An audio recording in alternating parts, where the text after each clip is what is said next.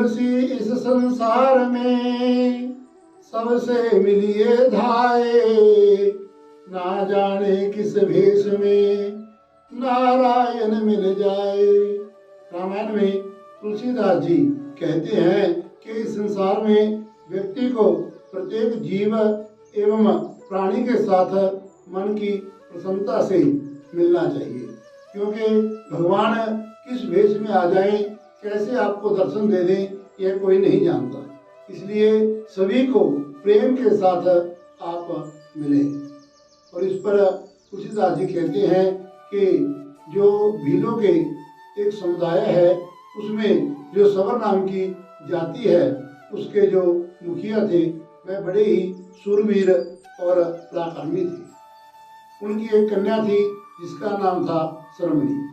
शर्मणा बड़ी ही दयालु, कृपालु और हिंसा से दूर रहने वाली थी। वह हर समय जीवों से प्यार करती, प्रकृति से उसे बड़ा ही लगाव था। धीरे धीरे जो शर्मणा थी वह बड़ी होती चली गई, विवाह के योग्य हो गई। जो तो समुदाय के मुखिया थे, जब उन्होंने अपनी बेटी को जवान देखा तो उसके लिए जो वर था वह खोज लिया। अब विवाह का दिन भी आ गया। 2 दिन पहले शर्मणा को पता चला कि जो मेरे पिता हैं उन्होंने मेरे विवाह की दावत के लिए सैकड़ों जो पशु हैं वो मंगवाए हैं। पूछने पर पता चला कि दावत में इनकी बलि दी जाएगी, इनको काट के पकाया जाएगा। अब जो शर्मणा थी वह बड़ी दुखी हुई। उसे लगा कि मेरी जो विवाह की खुशी है उसके लिए इन जो निर्दोष जीव हैं इनकी हत्या की। मन में गिलानी आ गई। उसने रात को सोते हुए दबे पाव जो आपके अपने पिता का घर था वह छोड़ करके वन की ओर प्रस्थान कर दिया। जाते जाते बहुत दूर चली गई। वह दंडिकारण्य वन में जो पंपासर नाम का तीर्थ है वहां पर पहुंच गई। वहां पर क्या देखती है कि वहां पर जो मातंग ऋषि हैं वह अपने योग तप में तल्लीन हैं और अपने शिष्यों को वह उपदेश दे रहे हैं कि मनुष्य की जैसी भी भावना होती है वैसे प्रभु उसको दर्शन देते हैं। प्रभु को पाने के लिए न तो जाति काम करती है, न ज्ञान काम करता है, न आयु काम करती है और न ही अन्य कोई साधन, क्योंकि प्रभु तो प्रेम के भूखे हैं। यादृशी भावना यस्य सिद्धिर भक्ति तादृशी, जिसकी जैसी भावना होती है प्रभु उसी रूप में उसको सिद्ध करते हैं। और भावग्राही जनार्दना, क्योंकि भगवान भाव को ग्रहण करते हैं। इसमें जाति पाति का कोई बंधन नहीं है। यह जब जो शर्मणा थी उसने सुना तो उसको जो ऋषि मातंग थे उसके प्रति प्रेम हो गया। वो कहने लगी कि यदि शिक्षक हो तो ऐसा, लेकिन जो अपनी जाति की गिलानी थी, सावर जाति की गिलानी थी, अपने आप को छोटा मानने वाली थी, उसने सोचा कि यदि मैं आश्रम में चली गई तो मेरा विरोध ना हो जाए, ऋषियों में द्वेष ना आ जाए, इसलिए वो शुभ करके उन जो ऋषि मुनि थे उनकी सेवा करने लगे। ब्रह्म मुहूर्त से पहले उठ करके वह आश्रम की सफाई करती। जिस मार्ग से जो ऋषि मातंग थे और उनके शिष्य थे वह नदी में स्नान करने के लिए जाया करते थे, उस मार्ग को कंटों से रहत करती, सफाई करती।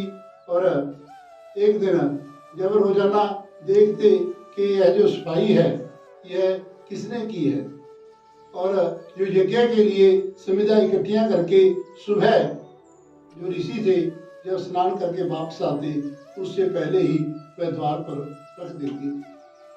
बहुत दिन तक ऐसा चलता रहा। एक दिन ऋषि मातंग ने उस सबरी को देख लिया, शर्मणा को देख लिया, देख करके अपने पास बुलाया और कहा कि बेटी, मैं जो तुम्हारी सेवा है उससे प्रसन्न हूँ, अब आपको दूर रहने की जरूरत नहीं है, आप मेरे आश्रम में ही रह सकती हैं। इस प्रकार जो शर्मणा थी वह मातंग ऋषि के पास रह करके जो प्रभु की लीलाएं थी उनके बारे में चर्चा करने लगे। धीरे धीरे समय बीतता गया। शास्त्र कहते हैं कि यातस्य ही ध्रुव मृत्यु ध्रुव जन्म मृतस्य च, जिसका इस मृत्यु लोक में जन्म हुआ है एक दिन उसको यह लोक छोड़ करके जाना होगा। जो मातंग ऋषि थे उनकी भी आयु वृद्ध हो चुकी थी और हजारों साल तप करने के बाद जो उनका जस था वह इतना तप था, वह इतना फैल गया कि वो अपने योगाभ्यास में धरती से 3 फुट ऊपर उठ करके अपनी संध्या बंधन और साधना किया करते थे। जब मरने का समय आया तो ऋषि ने उस सबरी को अपने पास बुलाया, कहा कि देवी अब मैं इस लोक को छोड़ करके अपने प्रभु के चरणों में जाना है। तो सबरी कहने लगी कि महाराज आपने तो मुझे बीच में ही छोड़ दिया, मैं तो उस परमात्मा को पाना चाहती थी, लेकिन जो आप हैं आप बीच में चले गए, मैं सहायहीन हो जाऊंगी, मुझे कोई सहारा नहीं रहेगा। जिस प्रकार बेल जो वृक्ष है उसके गिरने से सूख जाती है, उसी प्रकार मैं भी आपके जाने के बाद सूख जाऊंगी। ऋषि कहने लगे कि देवी तुम चिंता ना करो, मैं आपको एक वरदान देता हूँ कि प्रभु आपको आकर के दर्शन देंगे। जब त्रेता युग आएगा तो उसमें राम के अवतार में भगवान विष्णु जन्म लेंगे और वह एक दिन तुम्हारे पास आकर के जो कंद मूलादि फल हैं वह ग्रहण करेंगे। तो सबरी ने अपने गुरु की आज्ञा को सिरोधार्य करके जो उनका आसन था उसके नीचे बैठ करके पहले अपने गुरु के नाम का चिंतन करती, उसके बाद वो प्रभु के आने का इंतजार करती। धीरे धीरे समय बीतता चला गया। अब क्या था, जिस समय भगवान के आने का समय हुआ तो उससे पहले उनकी लीलाओं में सीता जी का हरण हो गया और सीता जी की खोज को खोजते हुए वह जब दंडिकारण्य में पहुंचे तो वहां पर उन्होंने सबरी का जो आश्रम था वह पूछा। जो दूसरे ऋषि थे वह सबरी से ईर्ष्या करते थे, द्वेष करते थे कि यह छोटी जाति की होने के बावजूद भी ऋषि को परम प्रिय है। उनका अभिमान था कि प्रभु यदि आए भी तो सबसे पहले हमें मिलेंगे, लेकिन जो प्रभु हैं वह भाव को देखते हैं। जब अहम भाव आ जाए, अहंकार आ जाए, वहां पर कभी भी प्रभु का वास नहीं होता। जो ऋषि कुमार थे उनमें अहम भाव होने के कारण प्रभु ने उनको अनदेखा करके उस सबरी के यहाँ चले गए। सबरी ने जो रोजाना प्रभु के लिए बेर लेकर के आया करती थी, वह बेर लेकर के आती और उनको चेक करके देखती कि कहीं मेरे प्रभु को कोई खट्टा बेर न चला जाए, क्योंकि भावना से ही भगवान बनते हैं। तो एक दिन जब प्रभु आए, आकर के सबरी के आश्रम को पूछा तो सबरी को उस समय सबरी बूढ़ी हो चुकी थी, लेकिन प्रभु के आने का समाचार सुन करके जो सबरी थी उसके शरीर में मानो नई ताजगी आ गई। वह उस ताजगी के साथ भागी और आकर के अपने प्रभु के चरणों में गिर गई।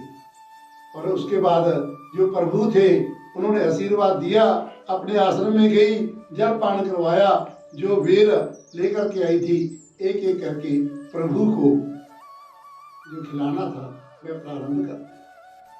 और प्रभु अब बड़ी प्रसन्नता के साथ उन बेरों को खा रहे हैं। और एक बेर जो श्री राम जी ने लक्ष्मण जी को खाने के लिए दिया तो लक्ष्मण जी ने मन में द्वेष होने के कारण कि ग्लानि होने के कारण कि यह सभी का झूठा है, मैं झूठे बेर क्यों खाऊं, वह अपने सिर के ऊपर से दूर फेंक दिए। वही कहते हैं कि वह जो सबरी का दिया हुआ बेर था वह जब लंका में युद्ध करते हुए जो परसी थी, ब्रह्मपास था, जो मेघनाथ जी ने चलाई थी, उससे पीड़ित होकर के जब मूर्छित हुए तो उसी सबरी के वेद से उत्पन्न हुई जो संजीवनी बूटी थी वह लक्ष्मण जी को लेनी। परमात्मा इस प्रकार अपने भक्तों को दर्शन देते हैं। तो इस प्रकार जो सबरी थी वह अपने प्रभु के प्रेम में मगन होते हुए भगवान को उस आसन पर जहाँ पर मातंग ऋषि रहते थे वहाँ बिठा करके कहने लगी कि प्रभु हमें कुछ आज्ञा दीजिए, कुछ उपदेश दीजिए। तो प्रभु ने जो 9 प्रकार की भक्ति है वह नवधा भक्ति का जो उपदेश था वह सबरी को दिया। प्रथम भक्ति संतन करी संगा, दूसरी भक्ति मम कथा प्रसंगा। इस प्रकार जो 9 प्रकार की जो भक्ति है कि भगवान के नाम का कीर्तन करना, श्रवण करना, उनके नाम का जाप करना, यह जो उनके दर्शन करना, उनको करके प्रणाम करना, ये जो 9 प्रकार की भक्ति थी इसका जिक्र हम आने वाली जो वीडियो है उसमें करेंगे। इसलिए जो प्रभु प्रेमी है वह इस वीडियो को लाइक और शेयर करें तथा हमारे चैनल को सब्सक्राइब करें।